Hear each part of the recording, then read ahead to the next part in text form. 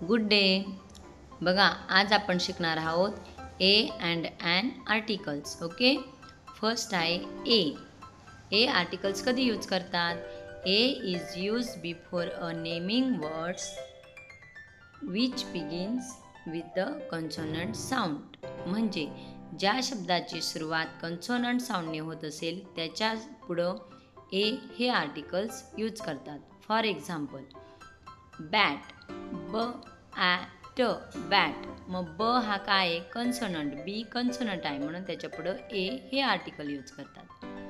Next example आहे pen, प ए न पेन. मग पी हा काय आहे? कन्सोनंट म्हणून त्याच्या पुढं ए हे आर्टिकल यूज करतात. नेक्स्ट आहे व्हॅन, व न व्हॅन. व वी हा कन्सोनंट असल्यामुळे ए हे आर्टिकल यूज करतात. नेक्स्ट आहे an articles. An is used before a naming words which begins with the vowel sound. म्हणजे ज्या नावाची सुरुवात ओवेलने होत असेल त्याच्या पुढं ॲन हे आर्टिकल लागतात. मग ओवेल कोणते कोणते असतात?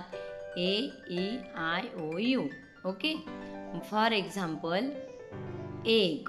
मग ई डबल जी एग. मग ई हा काय आहे? ओव्हेल म्हणून मग त्याच्या पुढं ॲन हे आर्टिकल यूज करतात.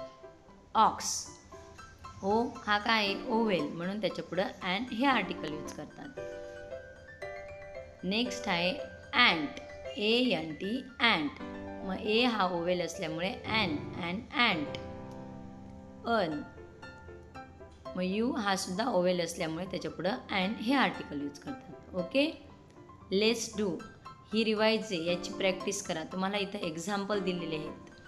मग त्याच्या पुढं कोणतं आर्टिकल यूज होईल? ए होईल की ॲन होईल ते राईट करायचं. ओके, नेक्स्ट मला मराठीत सांगते मी. Articles means उपपदे. मग ए आर्टिकल मीन्स एखाद्या नावाच्या शब्दाची सुरुवात जर कन्सोनंट साऊंडने होत असेल तर त्या नावापुढं ए आर्टिकल्स यूज करतात. मग कॅप, क असल्यामुळे ए ए. अ पेन. ओके, नेक्स्ट आपल्याला आहे ॲन आर्टिकल्स. एखाद्या नावाच्या शब्दाची सुरुवात जर ओवेल साऊंडने होत असेल तर त्या नावापुढे ॲन हे आर्टिकल लागते. For example egg, an egg. Next example आहे ॲन्ट.